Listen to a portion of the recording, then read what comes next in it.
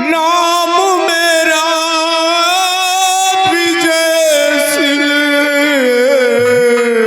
विजय सिंह? नाम मेरा विजय सिंह।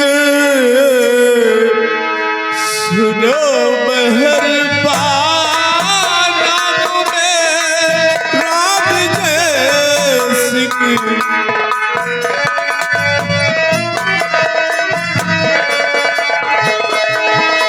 नाम मेरा विजय सिंह।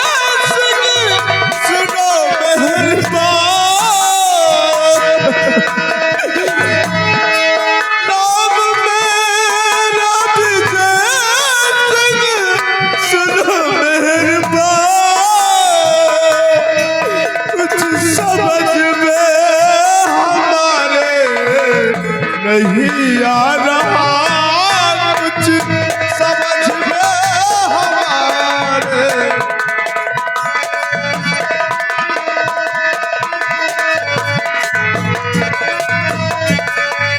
नौहर सिंह मेरे पिता हीरागढ़ सम्राट इखलाता पितर साफ करो इजहार है। हर अपनी मजबूरी कैसे, हर अपनी मजबूरी कैसे करूं मैं बयां। अपनी मजबूरी कैसे,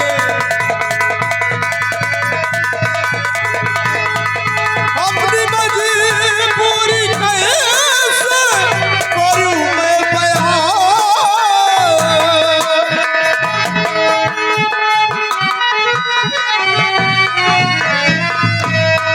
अपनी मजबूरी कैसे करूं मैं बयां। कुछ समझ में हमारे नहीं आ रहा कुछ।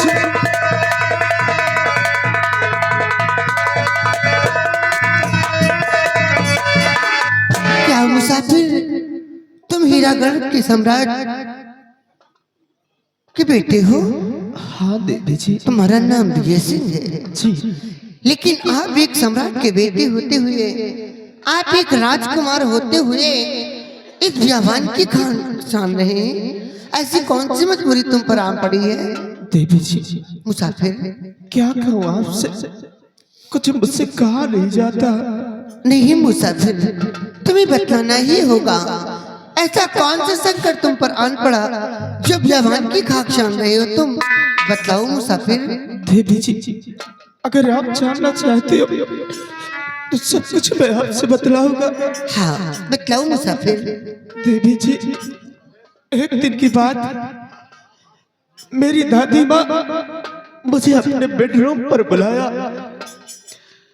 और दादी माँ ने बोला, बेटा विजय, मैं जिस दिन से सवेली पर आई हूँ उस दिन से आज तक तुम्हें मैंने कुछ भी अपने हाथों से खिलाया पिलाया नहीं। दादी माँ बोली, बेटा मैं खास तौर से तुम्हारे लिए बेल का शरबत बनाई, क्या आप उसे पियोगे? तभी मैंने बोला, हाँ दादी माँ क्यों नहीं। दादी माँ एक गिलास शरबत लेके आई और मैंने उस शरबत को पिया, बहुत अच्छा लगा मुझे। फिर मैंने कहा, दादी माँ एक गिलास शरबत और मिल सकता है क्या? तभी दादी माँ बोली, क्यों नहीं, जितना पियोगे बेटा जी भर के पिलाऊंगा। तभी एक गिलास शरबत फिर दादी माँ लेके आई और जैसे मैंने उस शरबत को पिया तो अचानक वो शरबत मुझे कड़वा लगने लगा और मुझे नशा जैसे छाने लगा। तभी मैं दादी माँ से बोला, दादी माँ मुझे आराम की जरूरत है, तभी दादी माँ बोली बेटा घबराओ नहीं, मैं तुम्हें अपने बेड पर ही आराम करवा देती हूँ। तो क्या हुआ? तभी दादी माँ मेरा हाथ पकड़ा और मुझे अपने ऊँट पर लिटा लिया। और लिटाने के बाद उसने जोर जोर से आवाज लगाई, बचाओ बचाओ बचाओ। तभी मेरे दादाजी और मेरे पिताजी आ गए। पिताजी ने मुझे बहुत मारा देवी जी, बहुत मारा। इतना ही नहीं, मारने के बाद मुझे फांसी के तख्त पर खड़ा कर दिया। क्या? हाँ देवी जी, वो तो अच्छा हुआ कि सही वक्त पर मेरी माँ आकर मुझे बचा लिया। और पिताजी के फिर भी दिल को तसल्ली नहीं हुई।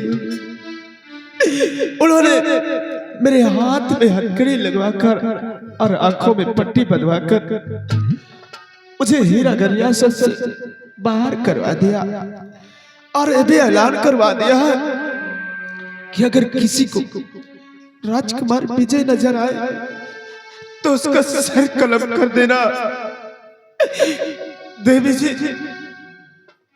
मुझे मेरे मरने का कोई गम नहीं है,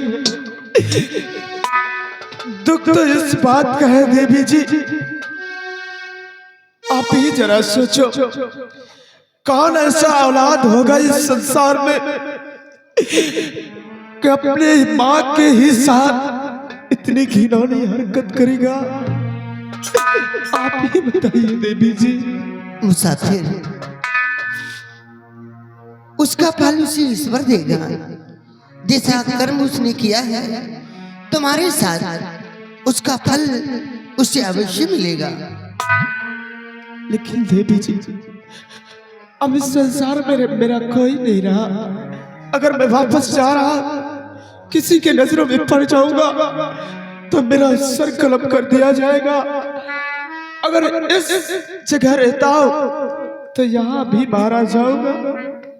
अब आप ये बताओ देवी जी, मैं कहाँ जाऊंगा, कहाँ जाऊंगा मैं?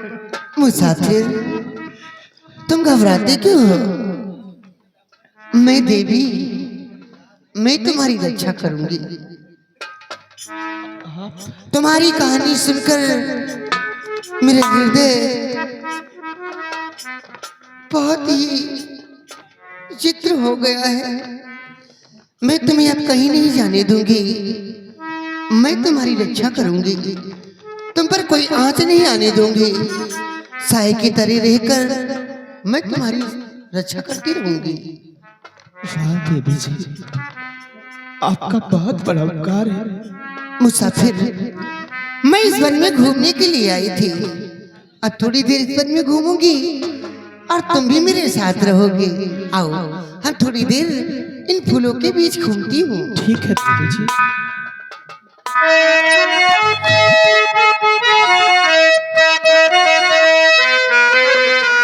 देवी जी, मुसाफिर, जो जख्म दिए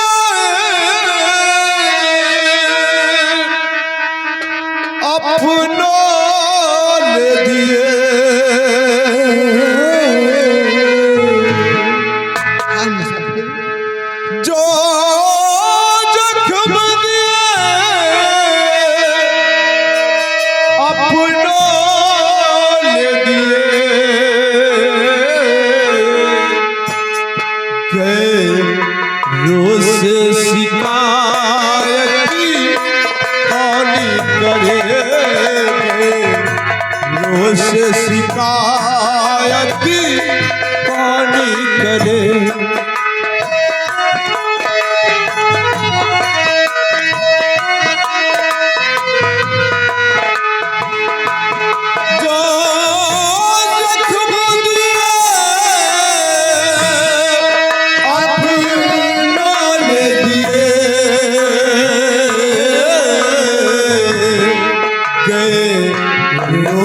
शिकायत काली करे